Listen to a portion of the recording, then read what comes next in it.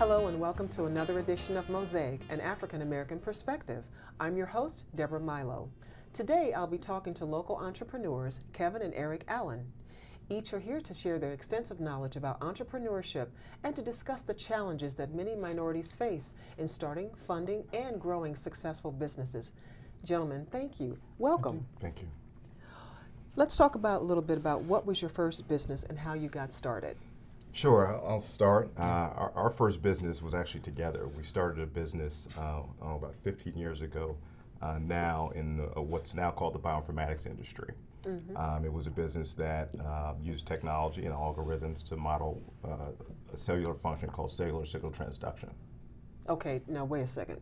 Say that again so that I can clearly understand that. What does that mean? Sure. Essentially what we did is we used technology and computers to design an environment where scientists could model the functions of cells as it relates to drug discovery. So when you think about how drugs are made or how pharmaceuticals are made, you've got to figure out, how to put together the right cocktail to bounce off a cell. So if it's a cancer cell, you want to kill it. So what's the great combination that's going to get that accomplished? And we use technology to allow scientists to do that more efficiently. And I would say, honestly, our first business together was, I think we were in 4th or 5th grade when we were selling high C's in the park. Our parents were entrepreneurs, and so as children of entrepreneurs, mm-hmm. We were taught to find problems and see those as opportunities. Right. Sure. And our first business was around super hot days, where we were living, right outside of DC. We saw a lot of people in the park. Back then, there weren't as many options in terms of, 7-Elevens and things like that. So we sold high C's out of our wagon. Frozen high C's. Frozen high C's out of our wagon. And we realized quickly, the whole supply and demand that, we were charging a certain amount, and we kind of realized, we could charge more. And so, it really started from a young age of just us thinking outside the box and trying to find opportunities and solutions to problems. Wow, frozen high C, not just high C, but frozen high C. We had to figure out a way to keep it cool when you're transporting on a hot summer day. So we decided that, we got the product to market and it wasn't cold enough. So we said, hey, if we freeze it, by the time we get it to market, it'll be nice and cold for the customers. Right. See, I got to keep that in mind for my grandchildren. So what's the process for starting and running a successful business? And I know that you've been entrepreneurs for quite a while, and I know that there's no one formula that does it. Talk a little bit about starting up, running, go from there.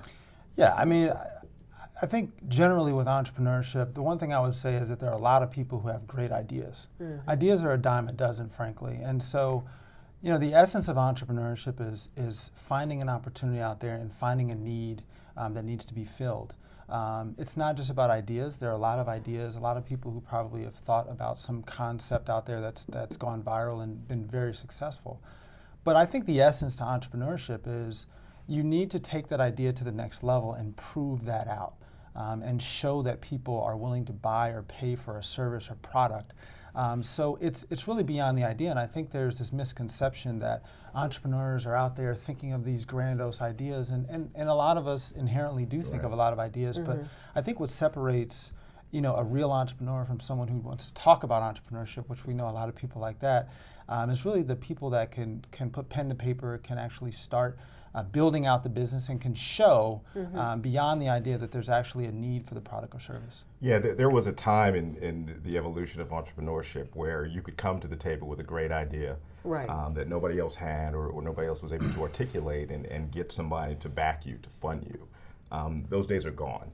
Now you have to have a skill set in order to become an entrepreneur. There are certain things that you need to know, some of which are learned academically, some of which are learned through experiences that you need to bring to the table in order to be successful. So what I hear you saying is that you need a balance of both to be able to really bring that concept to life. I think that's right, and I think that's evidenced by in schools nowadays, for instance. You would never see an entrepreneurship program 20 years ago in a university. Now, business schools, some of the top business schools in the country have entrepreneurship programs to teach people the skill set that they need to go out and then be successful. Yeah. What are some of the challenges minorities and immigrants face when trying to start a business? You know, we grew up in the African American community, so we understand when we saw the mom and pop businesses when they would get started. At least when I grew up, that's what I saw a lot of. The high C, the frozen high C, you know, the kids, we used to sell lemonade, you know, when I was a kid, many, many years ago. But talk about some of the challenges that minorities and immigrants do face when they're trying to start up a business. Kevin. Sure. I think the first one is capital. To start a good business, you need to be able to access capital. And there's a progression to accessing capital in an entrepreneurial environment. And the first step is what they call friends, family, and sometimes they put the extra F-fools in there, right? Yeah. So we call it the friends and family round. That capital is accessed from your personal network, from people in your family, from people who you know from school, from people in your network. And if you don't have a network of people who have been successful enough to have disposable income that they can invest, Right. well, you don't have a real good chance at raising that first round of capital. And if you think about immigrants who are first generation in this country, Of course. you think about folks in the African American community who may not have had the opportunity in previous generations to acquire the wealth that some other groups have, access to that kind of capital can be difficult. Right. I would add to that network. I think that having a sponsor or a series of sponsors who can help guide you through the process is critical. You know, we were very, very blessed to have parents who are entrepreneurs. They paved the way for us. And we've been able to go throughout our entire entrepreneurial careers, to be able to go back to them and say, hey, Mom, hey, Dad, we have a situation in our business. What do you think about it? And oftentimes they would give us kind of gems to kind of think through, well, you know what, like that happened to me at some point and this is what I need to think about. So, you know, I don't know where we would be without that kind of guidance and sponsorship, not about financial at all, but really about that kind of guidance. Because the one thing I know about entrepreneurship is you're going to make a lot of mistakes and you're going to make them all the time throughout your entrepreneurial career at different stages. The key to entrepreneurship and the key to success in entrepreneurship is fail fast. Because you're going to fail often and you need to fail fast. And you can fail faster by being able to identify those opportunities. Then go to people who've been there and say, hey, something's not right here. What do you think? Well, you know what? You probably did this wrong. You should think about doing that. That's failing fast and being able to iterate off of that. So I would say outside of access to capital, absolutely having sponsorships or mentors to help guide you through is another challenge. I was actually going to ask you about mentorship. Obviously, you had your parents as mentors. Were there other people that you had during your development, if you will, as mentors? Can you talk about some of those experiences, the kind of advice that they would have given you also? Yeah, I mean, for me, I found a lot of mentorship in my peer group. There were a lot of entrepreneurs that came out of the social and academic networks that I was a part of that I could call on because we had that kind of relationship that was built, way back when, either through social engagement, through clubs, through the university, through taking the difficult class together. So it's always good to be able to pick up the phone and call somebody who's been through the experience and who's willing to give you, has no stake in what you're doing, but is willing to give you objective advice and tell you when you're wrong, tell you when you're off. A lot of people that want to tell you how smart you are, or this is the greatest thing since sliced bread. Well, that's not helpful. We appreciate the confidence, but I want to know where I'm weakest. I want a mentor who's going to tell me when I'm off the mark, and it's hard to find those. Those relationships are built over time, through those social and academic networks that you have to fight to get to become a part of.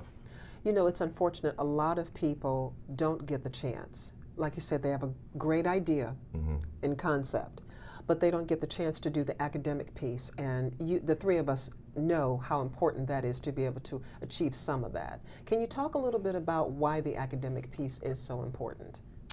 Yeah, I mean, I can start. Generally speaking, when you're an entrepreneur and you walk in with an idea, a business, what have you, they're investing in you.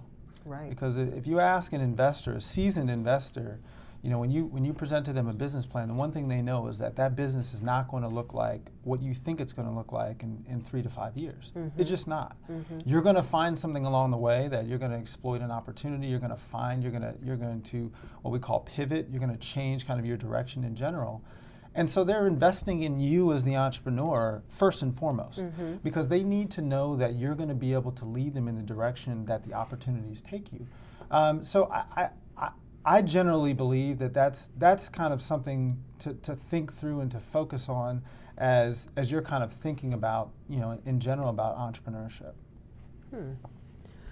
So talk a little bit about some of the strategies that you've discovered and had to implement in order to overcome some of the challenges. Because I know that there has to be some for you to be as successful as you are. Share with me what some of those strategies are. Yeah, I think, when we were growing up, our parents always told us we had to be, 3 or 4 times as good to get half as far. That's right. Right, and unfortunately, I think some of that is still true. Human beings, whether they're raised that way or taught that way, have internal biases about everything. And there are first impressions and characterizations of you and conclusions that people draw when they first meet you. And think about the circumstances of that if it's an investor or if it's somebody who's thinking about becoming a vendor or a partner in your business. You have to make sure that you overcome those barriers. So I think whereas some entrepreneurs can be more cavalier about their personalities, and we see big personalities in tech companies especially. I'm sure, right. And in Silicon Valley and in some successful companies that we all celebrate. I think particularly for an African American or minority entrepreneur, letting folks know right away that you're serious about the business, that you've got the skills that you need. I think it's more important to do that up front. And then as you develop a relationship with that person, absolutely let your personality shine through. But there's a sniff test, as they call it, that you have to pass. And I think by showing what you can do and showing how serious you are, you can overcome those barriers and eventually be successful and build the bonds where you can let your personality show. To add on to that, I would say what's really, really important, as an African American entrepreneur is whenever you're faced with adversity or whenever you're faced with challenges or whenever you look at something and say, man, this is completely unfair, like I was better than that person, you can't think about it. You can't dwell on it because what I see in the African American world of entrepreneurship is a lot of times people will dwell on the fact that, I should have been funded, or it has to be because I'm black, or it has to be because the color of my skin or what have you. It may very well be that, but we were always taught control what you can control, and what you can control is you can control hard work, you can control focus, and no one is ever going to outwork us, no one, and that is what we can control, and we can't control anything else. And so some people may have biases, but I think a lot of times it can be overblown, and it may not be a bias related to that. It may be something that,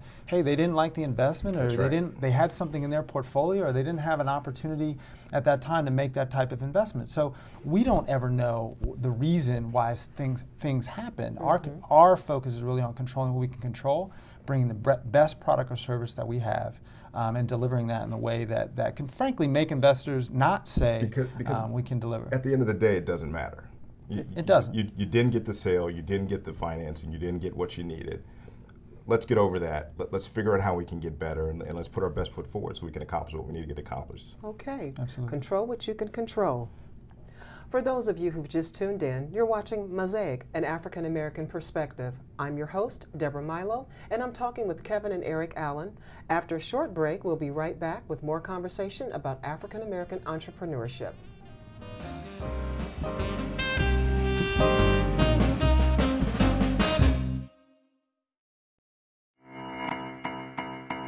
We spend lots of time online. We text, we comment, we share. It's a big part of our lives. But communicating with someone online is just like talking to them in real life. Everyone appreciates politeness, and no one likes it when people make fun, spread gossip, rumors, or lies. The fact is, some people do try to hurt others online. It's called cyberbullying, and it's a lose-lose situation. It makes the person being harassed feel bad, and it makes the bully look bad. It might lead to trouble with school authorities or even the police. If someone's harassing you online, it's important not to respond. That's because bullies are looking for a reaction. Block them if you can. Ignore them if you can't. If it continues, save the evidence and ask an adult for help. And don't be afraid to stand up for yourself or to stand up for someone else being cyberbullied. This behavior usually stops pretty quickly when someone speaks up. And when you're communicating online, remember to treat people the way you'd like to be treated. Know how to handle yourself, because being online is part of your life. So stop and think before you click.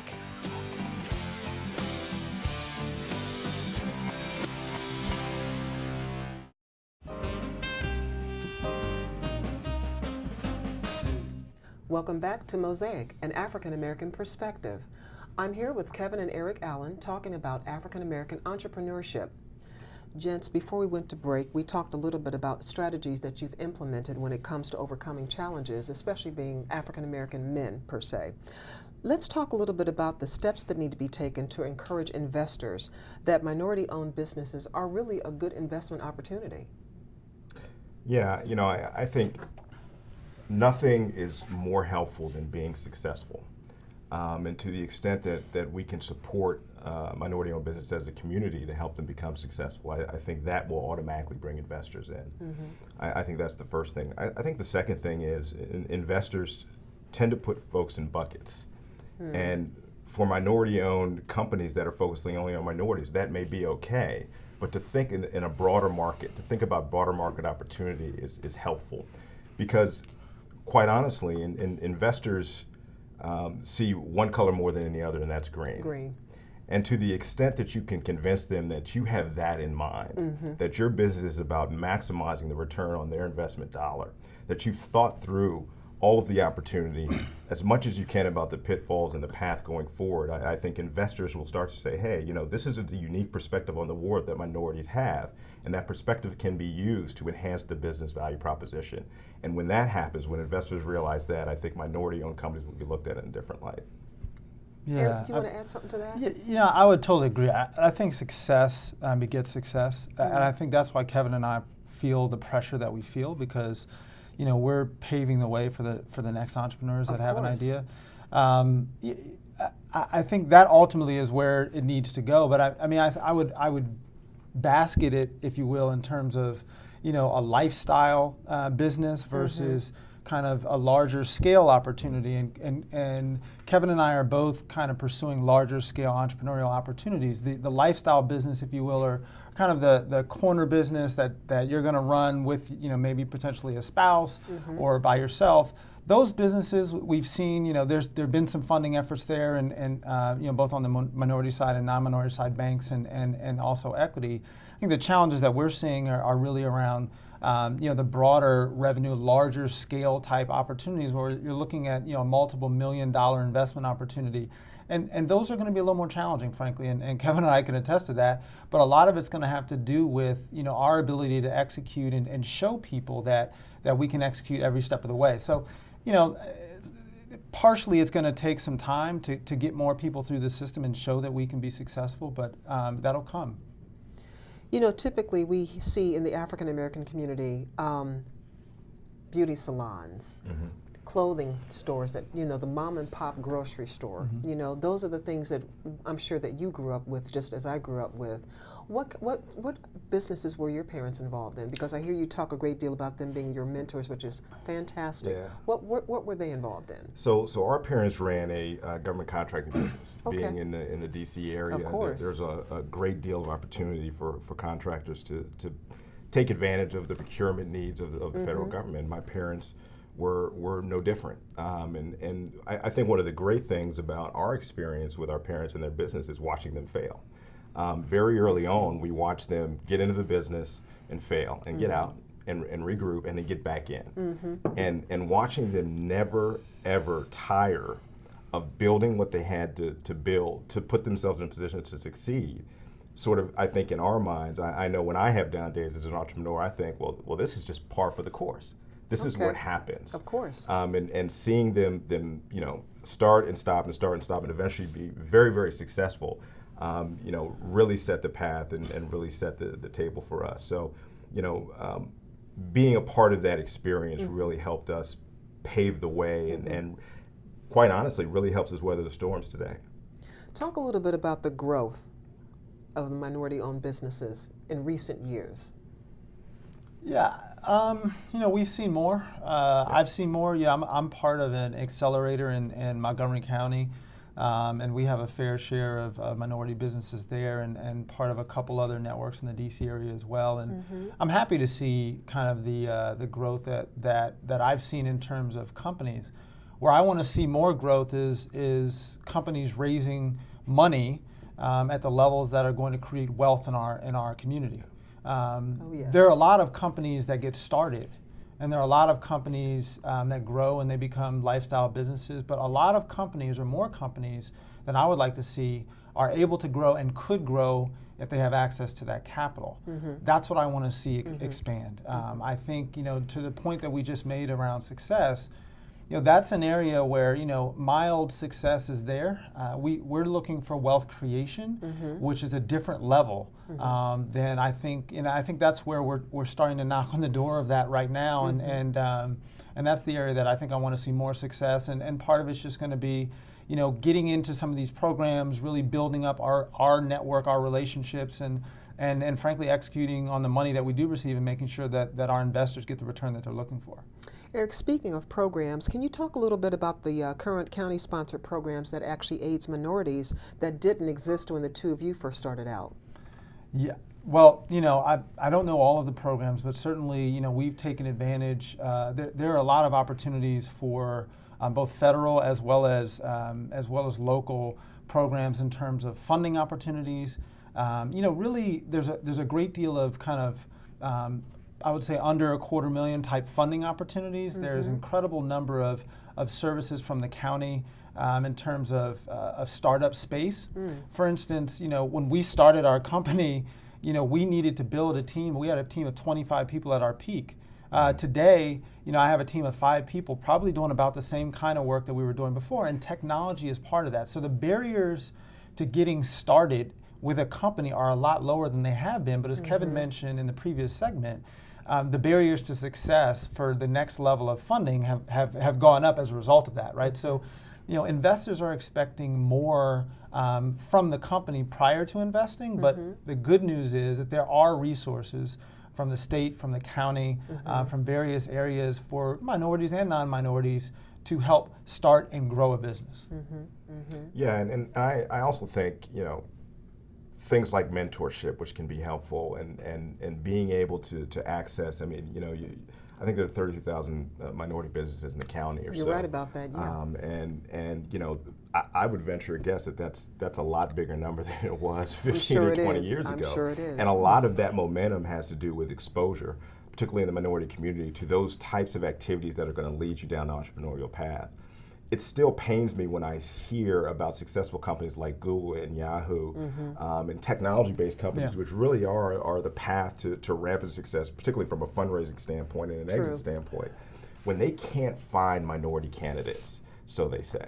That there's not enough diversity, and they recognize the value of it, which is why they're seeking it out. But there's not enough diversity in their ranks to make a difference in their organizations, and so they're reaching out all over the country to look for folks who can support those organizations. Well, a lot of entrepreneurs come from the companies like that, innovative companies that are doing innovative things, and then you say, aha, I have an idea that's different. Right. And now I can go and grow. Well, if there are no minorities in that situation, in that Google rec room, in that Yahoo cafeteria, well, those are folks that are not getting the exposure and the opportunity that they need. So I think the other thing that we can do as a community to help empower ourselves is put ourselves in those positions, learn how to program a computer. Yeah. That's right. Figure out, that, hey, there's a lot happening in energy efficiency, for instance. That's a field that I want to learn more about. Green technology. Green technology. Absolutely. Very big in the county, That's very big in this area.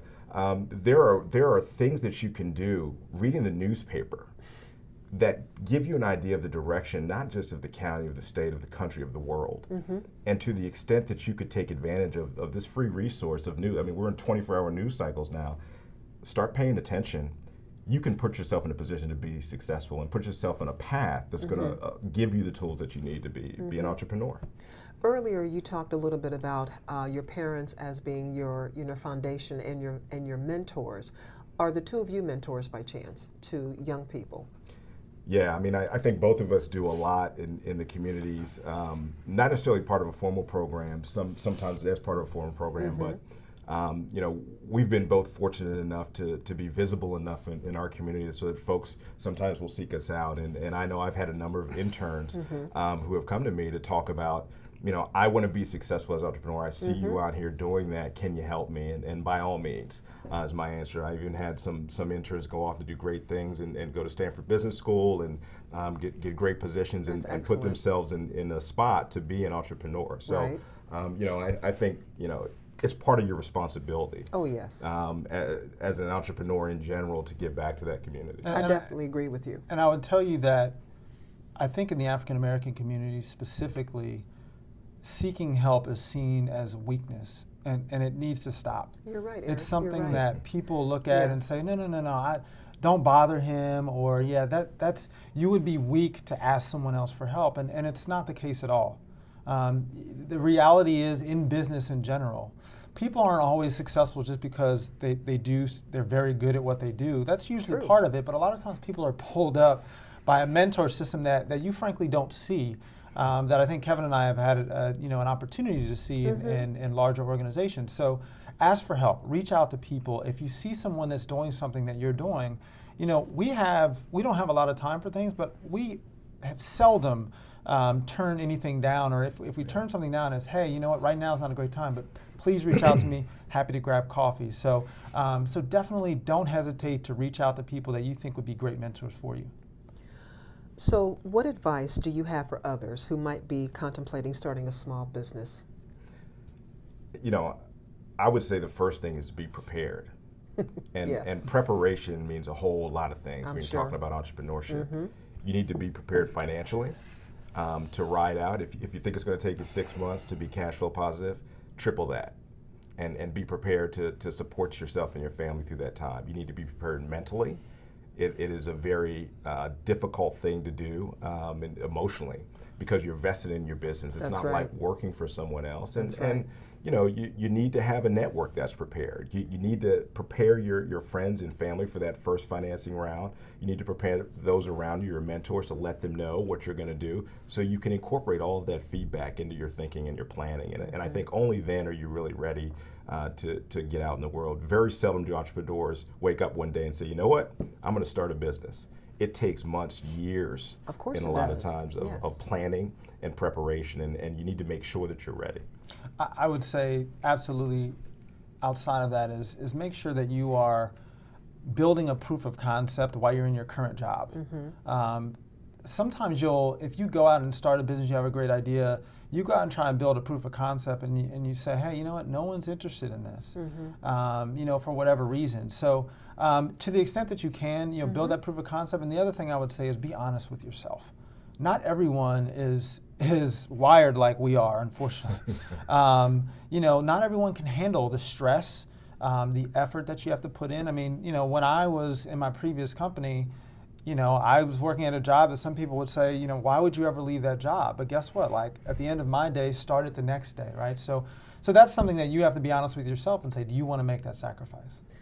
Well, gentlemen, I want to thank you both for coming on today's show. This has been an excellent program, and it's good to see that you're in the community, that you're doing the big thing, if you will. And I know that the two of you have a definite rival with each other, so I'm not even going to ask you about that, especially about the football. Unfortunately, that's about all we have time for today. I want to thank my guests, Kevin and Eric Allen. To find out about resources for starting a business in Montgomery County, visit DED's Small and Minority Business website at choosemontgomerymd.com. I'm Deborah Milo. Please join us again next month for another edition of Mosaic, an African American perspective. Until next time, make it a great day.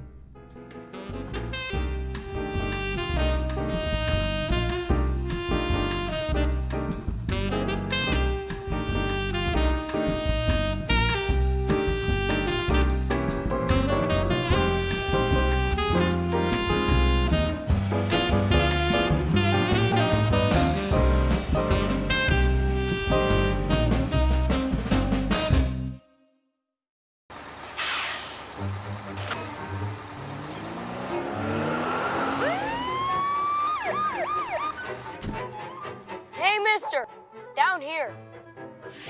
You illegally passed the stop school bus. I'm placing you in timeout, and this timeout means big fines, plus you really could have hurt somebody. That's why school buses are being equipped with video cameras to help kids like me stay safe. So respect the bus.